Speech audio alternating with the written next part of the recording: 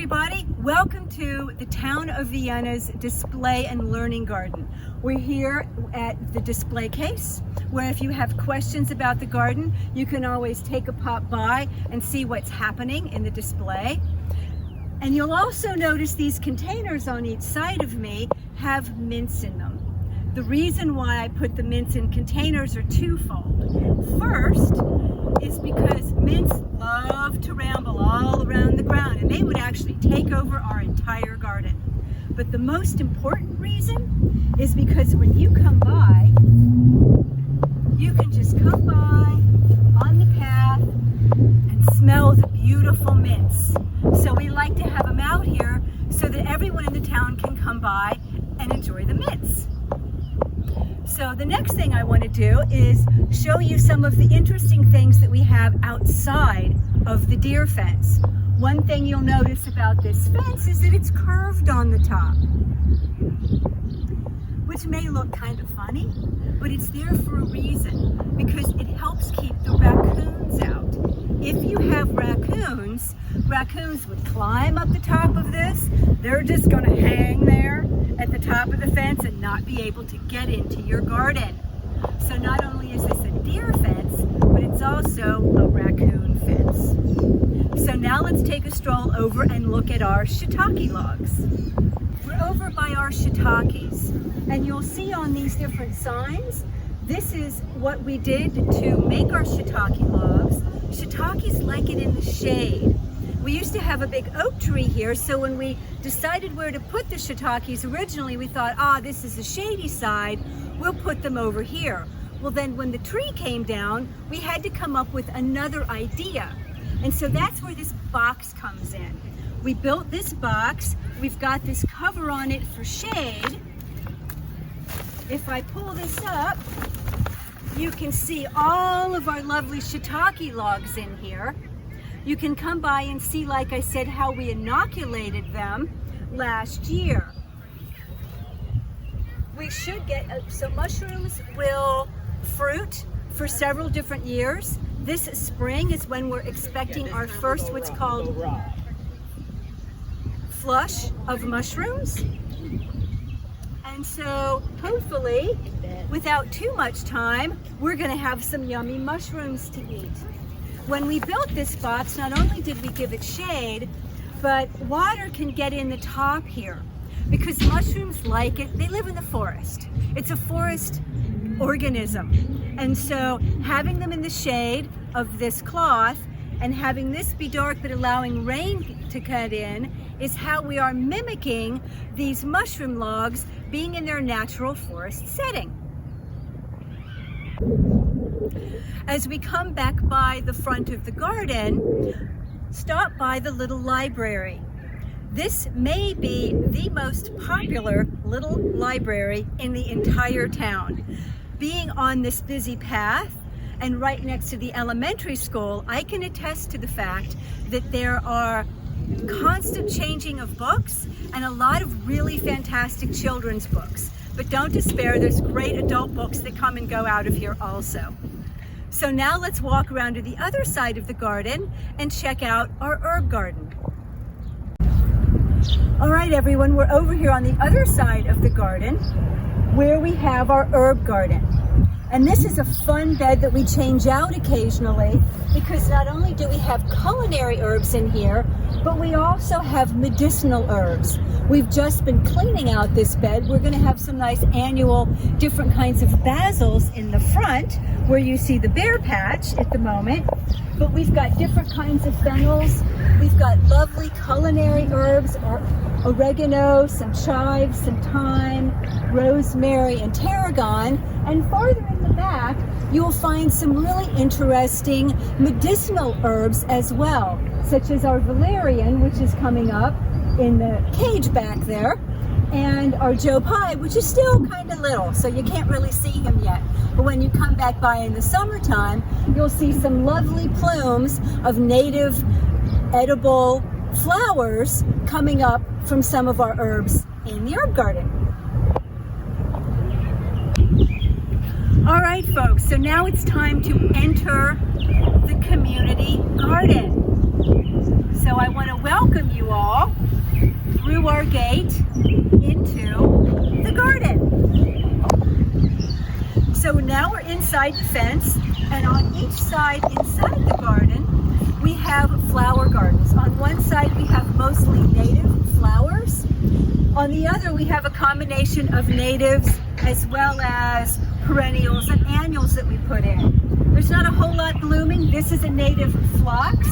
It is one of the few things that we have blooming at the moment.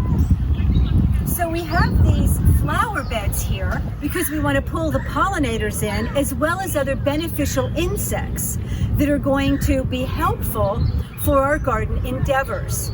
This is an organically run garden. We don't use any chemicals or pesticides here, but what we do have is calling in all these beneficial insects that are going to eat some of the bugs that might want to eat our food. So as the seasons go on, various different flowers come in and out of bloom to be calling in those pollinators. Plus, it's flowers, and beauty is food too. So folks, this garden is primarily dedicated to food production. So we want to grow our veggies so that we can eat our veggies, and that's how we love our veggies. We're not only vegetables. We've also got some yummy fruits in here too, and the first is our strawberry patch. I know a lot of people love strawberries. This is a big ooh and ah, especially for the little ones. And when you look at this bed, you might at first glance look down and go, wow, look at all these amazing strawberries. But if you look at these amazing strawberries, you'll notice they're actually rocks. So you may be wondering, why are somebody painting rocks to look like strawberries? Well, they're performing a function for us. Yes, they look really cool, but what happens, birds like to eat strawberries. So putting out strawberry rocks close to your strawberry plants, when they start blooming, like these are, the birds look down and go, oh, wow, look at those strawberries. They're ripe, and they're like in that bed, and they're pecking after those strawberries, and they're like, yuck, these things are hard and nasty and gross. I'm staying away from that strawberry patch. And then by the time the real strawberries come out, we get to eat those strawberries, and the birds have decided to stay away. So this garden right now, we've had a very cool, wet spring.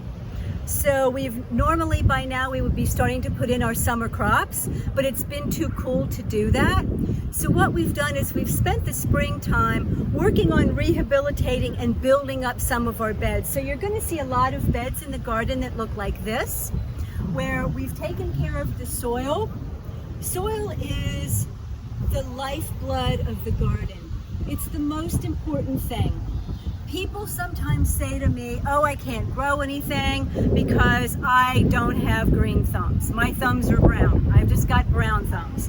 And when people say that to me, I'm like, yes, because if you can grow healthy living soil, it's going to grow the plants for you. So we're taking this spring and we've put down what are called some beneficial nematodes. On top of that, we've put down some cardboard. And then on top of that, we've put straw. So we're letting these beds and that soil build up with all these amazing little critters in it. Believe it or not, there are more life in healthy living soil than in a coral reef.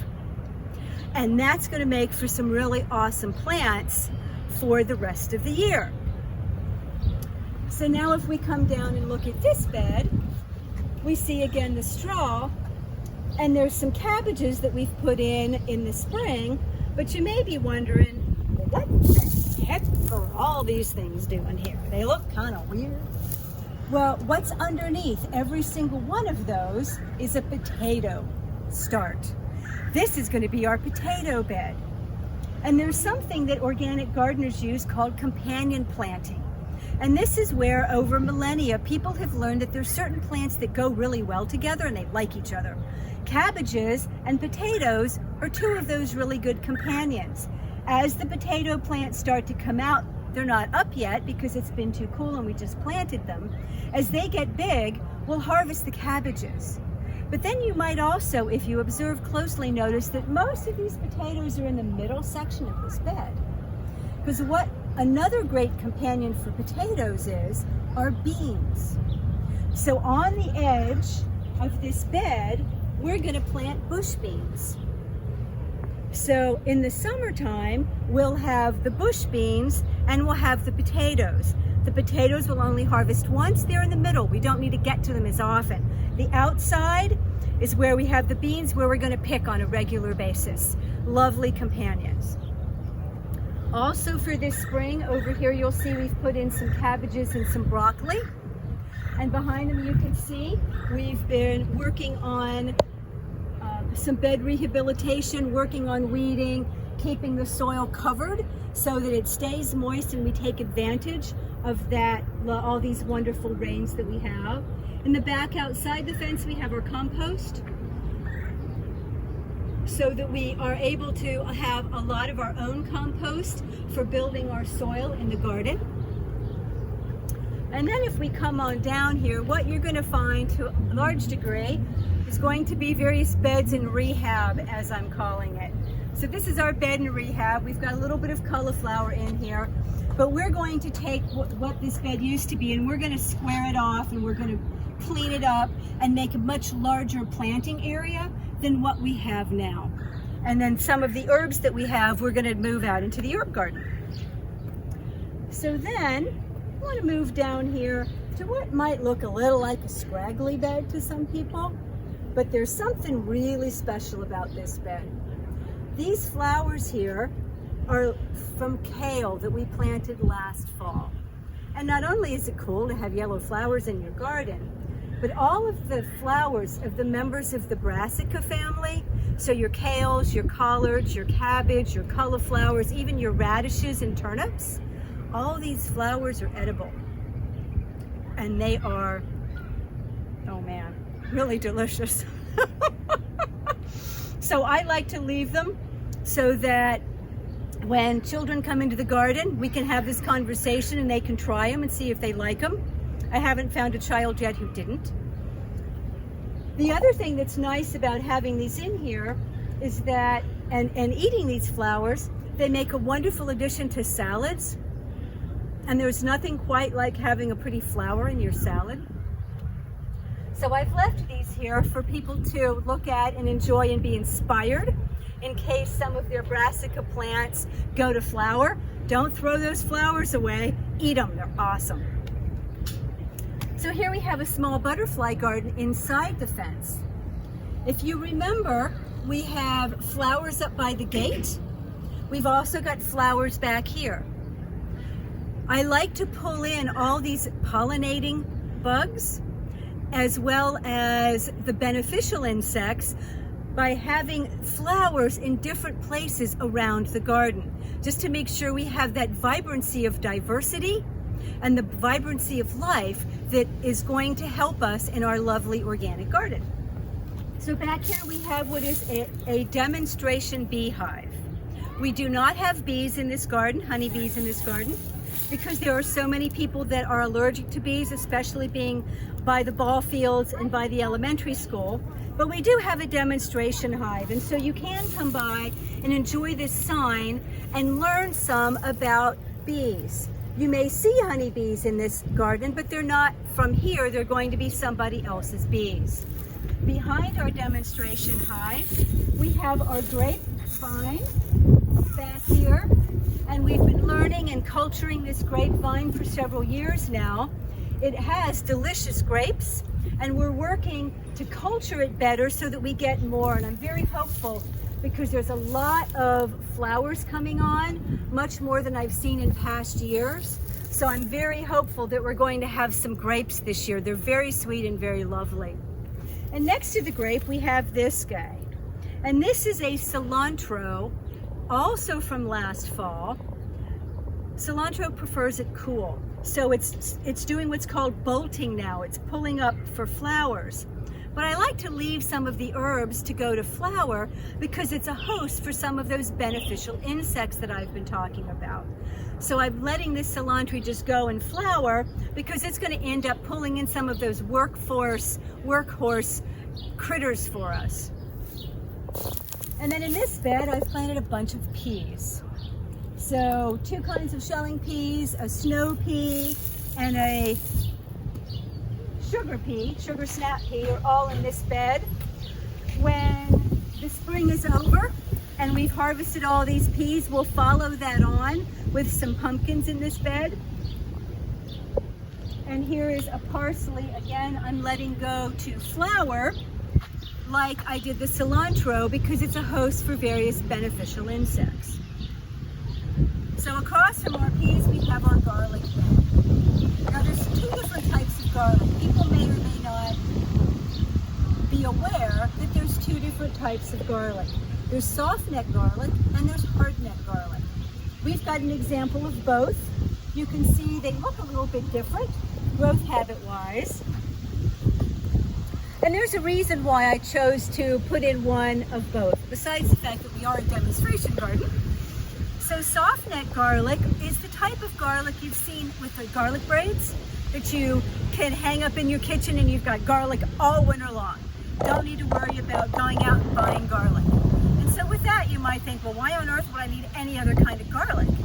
But the hard neck garlic has another secret for us. These are the ones that are the larger cloves, easy peel, but more interestingly, in the springtime, they pull up something called scapes.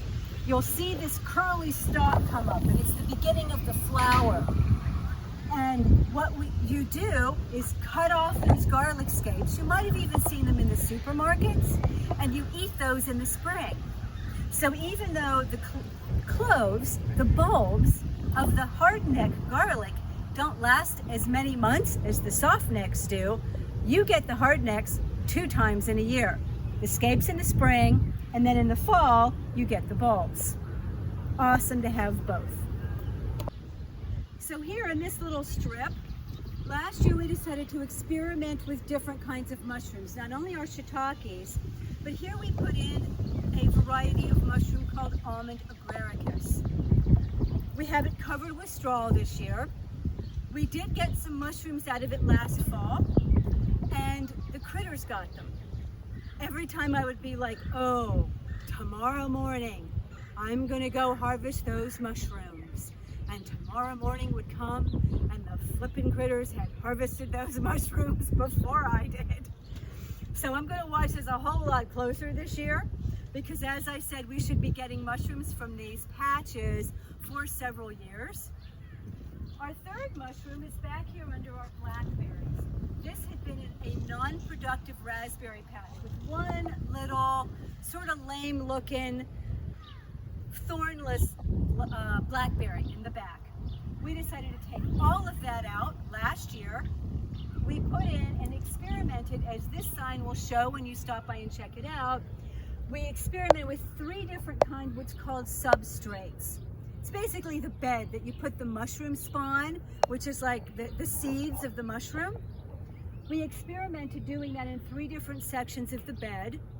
We took the blackberry and split it up, put in 6 pieces, and we have a major, awesome blackberry patch now. The mushrooms are helping the blackberries grow, and the blackberries are shading the mushrooms and giving them a nice, cool environment. This spring is the first time we'll probably see mushrooms from here, and I'm expecting we could have them up as many as 5 years from this one planting. So we're pretty excited, and we keep poking in there to see if we have any popping up yet. And then you'll notice down this row, we've got all these raised beds with these hoops on them. Yeah, they look cool. I painted them because I thought colors would be fun, made me happy. But they're also performing a function. These are what's called hoop houses. In this particular construction, because we have raised beds, we've got these holders, and so it makes it really easy to just pull these hoops out if they're in our way for whatever reason, and all we have left are the holsters. So we do that when plants get really big, or if we're rehabbing a bed, we're planting something, we're taking something out. But why are they here is the question. The answer to that is, if you've come by, or if you do come by sometime in the winter time, you'll see that this whole row just looks like a whole bunch of white humps. That's because we have white plastic over each of these, and that is acting like a little mini greenhouse, so that we can have crops that we've planted in the fall be here all winter long and eat out of the garden in all 4 seasons.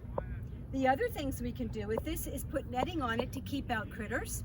We can also, and one of the things we're going to do this year, is choose 1 or 2 of these beds and put shade cloth on it, so that we can plant lettuces that prefer it cooler longer into the warm months. Now you'll notice we've got some wonderful lettuces in here, some butterheads, some radicchios in the back, some endives, more lettuces here. All of these were planted last fall. So we put in the plants in the fall. We ate off of them all fall and winter. We covered with these covered, and now even in the spring we are still getting food, still getting leafy greens for our salads out of these beds. Although we did just plant our candy onions, we're looking forward to those in a little bit later in the summertime. So if we look at this spinach bed, not a whole lot of really yummy looking spinach at the moment, but what we do have, and why I've left this bed here, is all these seed heads. This is the spinach bolting and going to seed. And I'm going to make choice selections of some of these bigger seed heads, let them go to seed and save that seed so that I'm not having to buy spinach seed next fall. And speaking of things that I put in last fall that we've continued to eat on, is this bed. So we just put in, yay, we had some donated wood. We literally this week have put in this border. We're working on raising up as many of the beds as we can. What's inside here, these cabbages, were here last fall. Planted them last fall. We had a hoop on this bed also. We're eating out of this all fall. Now we're going to we have this wonderful enclosure. So once we eat these cabbages, we'll be rehabbing, filling up more soil, working the soil, and bringing this up to be a lovely bed that I think I'm going to put summer squash and zucchini in. We'll see. So as I was saying, we just raised this bed, and so you may be asking, well, why does somebody do a raised bed? There's multiple reasons why it's helpful. I prefer to have a nice wide raised bed because frankly, if I'm weeding something, I can just sit on it, and it makes it really easy to lean in and weed. The other thing that makes it really nice is it helps keep the weeds and the grass out. So on the other side of the bed where we have the grass, it's really easy to just come by with a weed whacker and keep the weeds down and keep them from getting into the bed, creeping in as far into the bed. So we do put our raised beds down into the ground to some degree to help keep what we want in the soil that we're building for our beds in the beds and keep those weeds outside the beds. So it's a wonderful thing to do. Even if you've got a small space, you can do it. If you've got a super small space, you can do containers like we have our mints in. So as you're leaving the garden, I suggest that you stop by this winter savory. I keep saying I'm going to move it to the herb garden, but it's so nice to just brush and smell this savory as I'm leaving the garden. It smells fantastic. And it also has these beautiful flowers on it now too. So not only do you get to smell the mints when you walk by, but if you come in, you can smell the savory as you're going on with your day. So that pretty much brings us around the garden. You'll notice that we've got this nice big wide path.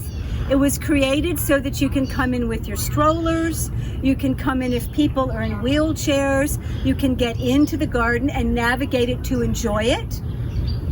Also, in the middle of the garden, you'll notice we have the picnic table and the seating area, which is a lovely place to come and relax and have a respite. Sometimes we'll have potlucks here with all of the volunteers, and you might be wondering, who takes care of this? Well, that's where the volunteers come in. If you would like a volunteer opportunity to work in this garden, I hope you contact me. My name is Debbie. I work part-time for the Town of Vienna Parks and Recreation, and I get the privilege of working and managing this garden so that our entire community can enjoy and be inspired by what is here. So if you're interested in volunteer opportunities, please feel free to contact me. You can contact the community center, or you can contact me directly. And the email that they gave me, you ready for this, is Vienna Community Learning Garden at gmail.com. Vienna Community Learning Garden at gmail.com. I'm Debbie. That's how you can get with me. If you're interested in volunteering opportunities here at the garden, please feel free to stop in and enjoy it, especially when our parks are officially open again. It's a wonderful place to hang out, a wonderful place for community. So thank you for taking this tour, and I hope you have an awesome day.